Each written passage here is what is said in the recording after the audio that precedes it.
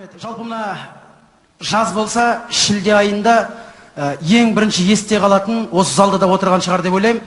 Көптеген енді ата-аналар балдарын оқуға түсіруге алып келіп жатырған шығар деп ойлаймын.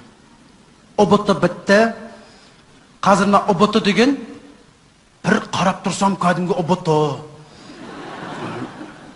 Ұлттық бірыңғай тест секілді емес, ұлы бір күндік төңкеріліс секілді кәдімгі.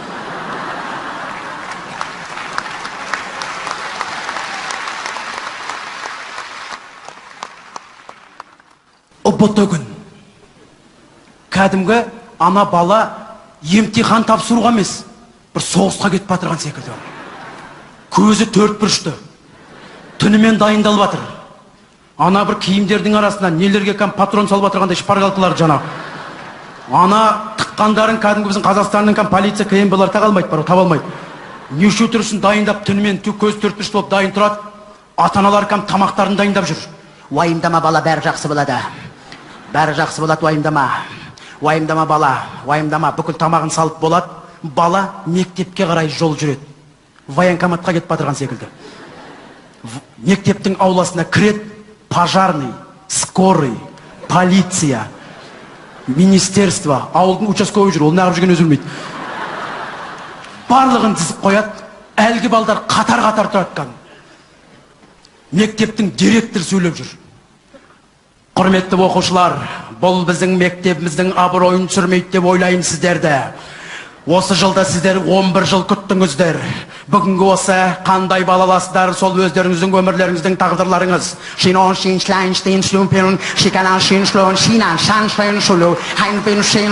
Бірден айтып отырған секілді. Бір кезде автобус келеді, 5-6 автобус. Бүкіл балдардың бәрі отырады, эшелонға отырған секілді. Пойызға. Ана 5 автобус жүреді, артынан ата-аналар кетіп баратыр.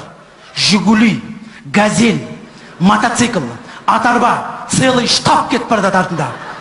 Ана Жигулидің ішінде папасы рөлде, мамасы, алтында қазақ тілінің мұғалімі, математиканың мұғалімі, тарихтың мұғалімі, багажникта физкультура мұғалімі.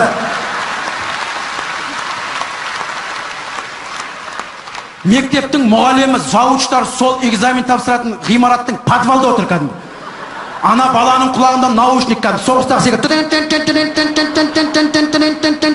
Ана жақтан сұрақ келіп, мұн жақтан жауап кетіп жатыр кәдімгі, керемет енді бар. Ана балдар бір кезде тексергенде ол балдарды кіргізуге, аэропортта самолетке мінгенде тексермейді. Балдардың барлықтан первый пошел, второй пошел, третий пошел, третий, четвертый пошел деген. Емтиханға кіргізет, басталады.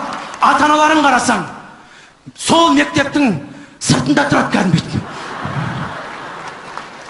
Бір кезде бір бала емтиханын тапсырып бірінші шығады.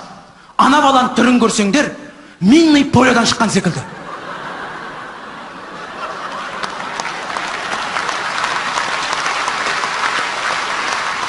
Ата-аналар жүгіріп жатыр кәдімгі. Мен балам көрдің ба? Мен балам не істеп жатыр? Анау білмеймін, ана жақта жүрген жаңа. Бір сағат бұрын көргенде жүрген дегенсің. 5-6 балдар шығып жатыр, бірі құлап су ішіп жатыр кәдімгі. Ата-ана жүгіріп жатыр, анаң қарасаң шынымен де. Содан не керек? Барлығы бір соғыс бітіп, бірінің басына бинт орап жатыр, бірінің аяғына бинт орап жатырған секілді. Сағат 5-ті күтеді. Сағат 5-те бір тақта шығады. Ол кәдімгі бір кім тірі, кім өлген секілді. Баяғы заманның. Соны әкеліп қоя, сол кезде қарасаңыздарды. Ана балдарға.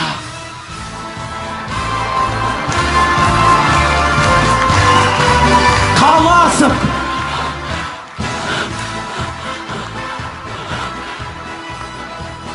Бірі қуанып атыр, бірі жылап атыр, бірі талып атыр. Біреулер бар ішінде, бітіп келеді де өйтіп қарайды да оларға бәрібір, қорасындағы сиырға сеніп жүргендер.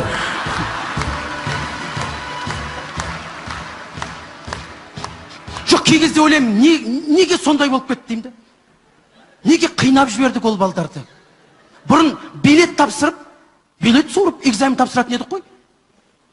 Осы отырған бәріміз, көпшілігіміз. Сол билет суырып, экзамен тапсырған ағаларымызға ел басқарып отыр ғой. Еліміз өркендеп жатыр, дамып жатыр.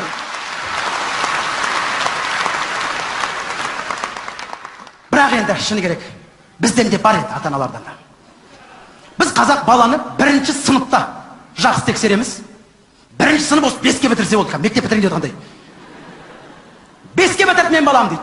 Сосын 2-ші класс, 3-ші класс, 4-ші класс, 5-ші класс, 6-ші класс, 7-ші класс, 8-ші класс өзі оқи береді. Оқыватыр ма ешкім.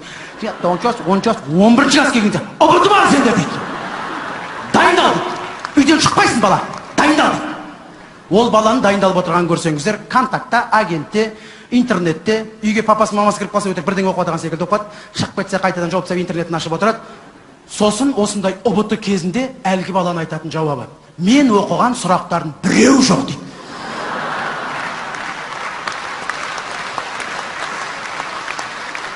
Оған ата-анасы сенетті, ата-ана айтады: мен балам білем, 1 жыл дайындалды.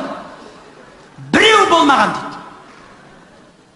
Неге айтып жатырмын мен оны? Егер баланы 1-ші сыныптан 11-ші сыныпқа дейін оқуын қадағаласақ, мынандай ұлы бір күндік төңкеріс болмас еді ағайын.